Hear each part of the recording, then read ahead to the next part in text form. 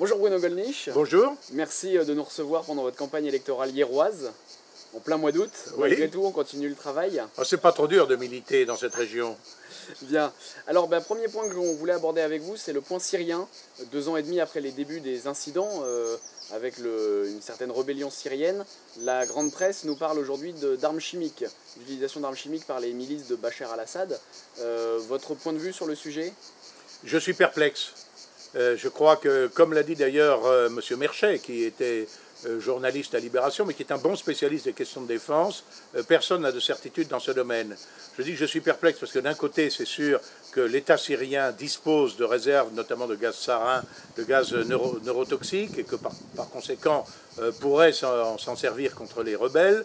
C'est vrai que nous avons vu à la télévision des images affreuses. D'un autre côté, je ne vois pas très bien la rationalité de l'usage de ces armes par Bachar el-Assad, alors qu'il sait très bien que c'est précisément ce que le monde occidental a fixé comme ligne rouge à ne pas franchir et que ça peut déclencher une intensification de l'aide aux rebelles syriens, aide à laquelle personnellement je suis opposé parce que je crois que ce régime, qui est un régime à dominance alawite, comme chacun sait, une minorité, mais est protecteur aussi relativement d'autres minorités comme les chrétiens. Je crois que Bachar al-Assad était un homme de bonne volonté, assez différent de son père, Hafez el-Assad. Je ne suis pas certain que dans la société syrienne soit mûre pour une démocratie libérale au sens où nous l'entendions. Je sais bien qu'il y a une répression que l'on dit féroce. Les Alaouites tuent pour ne pas être tués. Et je pense que si leurs adversaires prennent le pouvoir, on assistera non seulement au massacre des Alaouites, mais très vraisemblablement au massacre des chrétiens. Alors j'attends de voir. On nous a tellement menti que personnellement, je suis devenu incrédule, comme saint Thomas. On a vu M. Colin Powell agiter à la tribune du Conseil de sécurité des Nations Unies, devant le monde entier, une fiole censée contenir les armes chimiques de destruction massive que détenait Saddam Hussein, et l'on a su, après la terrible deuxième guerre d'Irak qui a fait des centaines de milliers de morts, que cette fiole ne contenait que de la poudre de perlimpinpin. Alors quand on voit le représentant des États-Unis, de la première puissance mondiale, qui ment de façon aussi effrontée à la tribune des Nations Unies, je dis cela, je pourrais parler par exemple du bobard, des dizaines de milliers de viols de femmes bosniaques par les Serbes, qui a été agité, qui a été considéré comme vérité révélée, notamment au Parlement européen durant tout le conflit bosniaque, et donc on s'aperçoit aujourd'hui que même si ce conflit a été atroce, il n'est pas conforme à la réalité.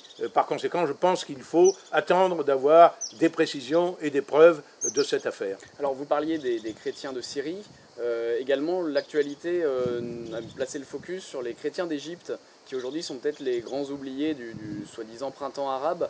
Sur cette question-là aussi, vous avez sûrement un avis qui va un petit peu différer de ce qu'on peut aujourd'hui entendre? Oui, on découvre le problème aujourd'hui, mais il y a eu des dizaines, près d'une centaine d'églises coptes attaquées, incendiées en Égypte. C'est tout à fait dramatique, alors que les Coptes sont les plus anciens des Égyptiens et qui sont chrétiens.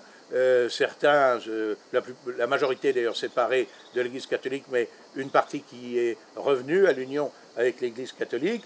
Les Coptes seraient les premières victimes de la victoire des salafistes. Ceci étant dit, je pense personnellement qu'il aurait peut-être mieux valu que le gouvernement des frères musulmans de M. Morsi, qui a été régulièrement élu, qu'on le veuille ou non, à peu de choses près, aille jusqu'au bout de sa mandature.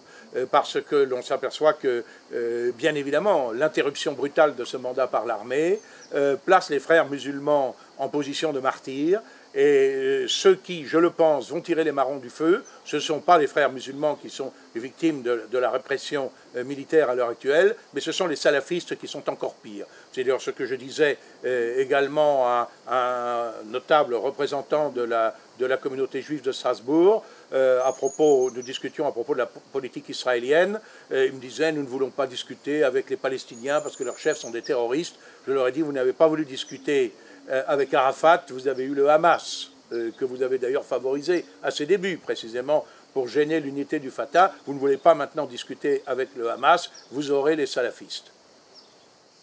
Alors en France, cette fois-ci, un nouveau meurtre à Marignane, après les multiples meurtres de Marseille. l'insécurité toujours plus galopante n'est jamais jugulée finalement, malgré les grandes gesticulations, je crois, des différents ministres de l'Intérieur, notamment actuellement Manuel Valls. Votre sentiment sur ces événements assez tragiques qui touchent un certain nombre de nos compatriotes? Je crois que le comportement de M. Blondel, qui a tenté de dissuader d'abord, d'arrêter ensuite les braqueurs d'un commerçant et qui en est mort, est absolument héroïque. Et je crois que, contrairement à ce qui a été dit, ce genre de comportement devrait se multiplier. La légitime défense a ceci de particulier, c'est qu'elle transforme tous les citoyens en auxiliaires des forces chargées d'assurer la sécurité du pays. Or, cette légitime défense a été constamment battue en brèche, notamment sous l'influence des syndicats de magistrats de gauche, des réformes législatives. Quand j'étais, par exemple, étudiant en droit, eh bien, le meurtre était excusable lorsqu'il était commis en repoussant une escalade de groupe ou de nuit dans une habitation privée. On ne se posait pas la question de savoir si le cambrioleur était armé, pas armé, etc. Maintenant, on a introduit un critère absolument ahurissant de proportionnalité. Autrement dit, avant d'avoir le droit de riposter, il faudrait d'abord que vous soyez mort.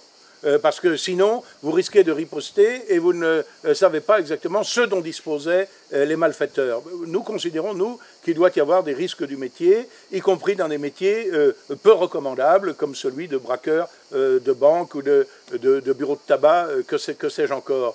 Et s'il en était ainsi, bien évidemment, la peur pourrait peut-être changer de camp. Ce comportement de M. Blondel a été absolument héroïque et on ne peut que s'incliner devant sa mémoire. Ce que je relève aussi, c'est que, évidemment, les noms des auteurs de ce forfait sont dissimulés du public. On dit des jeunes, mais les Français décryptent quand il s'agit de jeunes. Comment est-ce qu'ils s'appellent, ces jeunes? D'autant plus qu'ils sont majeurs.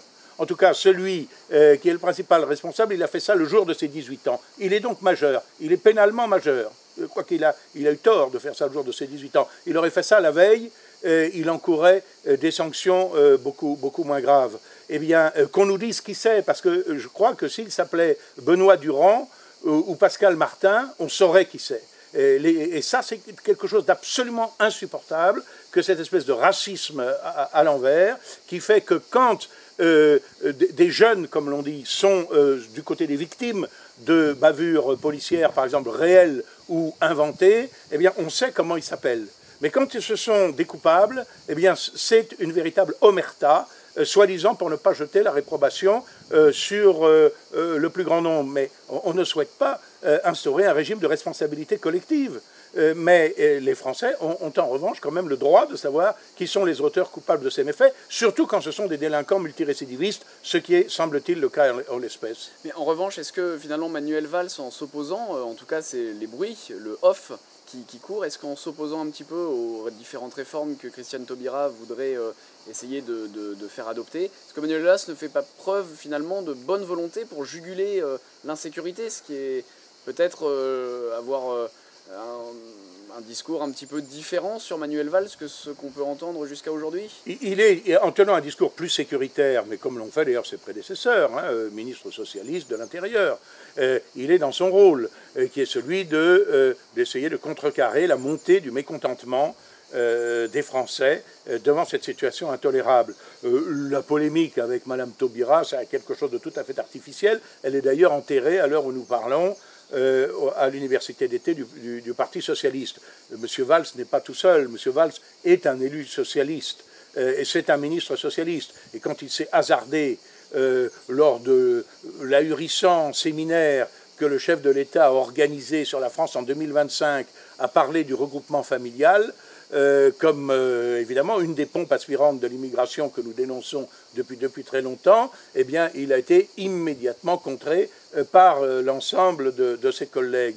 On voit bien d'ailleurs à quoi on est réduit, Manuel Valls, aujourd'hui aux universités d'été du Parti socialiste. C'est tout à fait extraordinaire. Il a réuni péniblement d'ailleurs 150 personnes, semble-t-il. Bon, il prouve qu'il n'est pas à la tête d'une faction aussi importante qu'on veut bien le dire. Bon.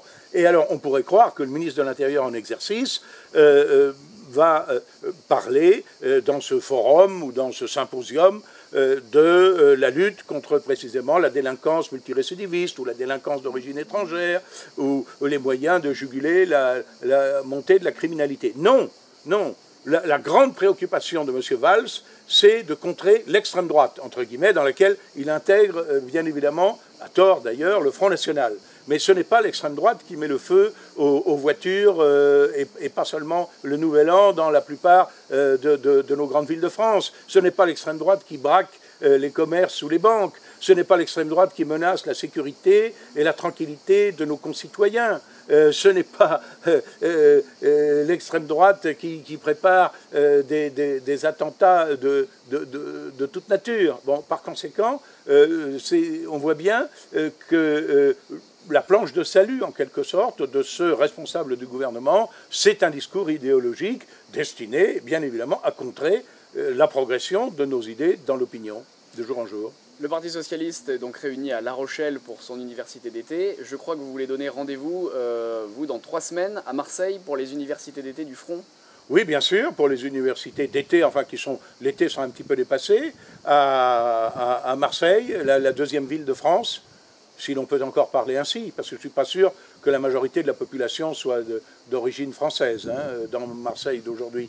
Bon, où nous tiendrons effectivement une série de réunions. Je m'exprimerai moi-même sur les questions européennes, dont les Français ne sont pas très informés, mais qui ont une influence déterminante en réalité sur leur situation, puisque l'activité essentielle de l'Assemblée nationale et du Sénat consiste malheureusement pour les 3/4 à traduire dans le droit français les directives européennes.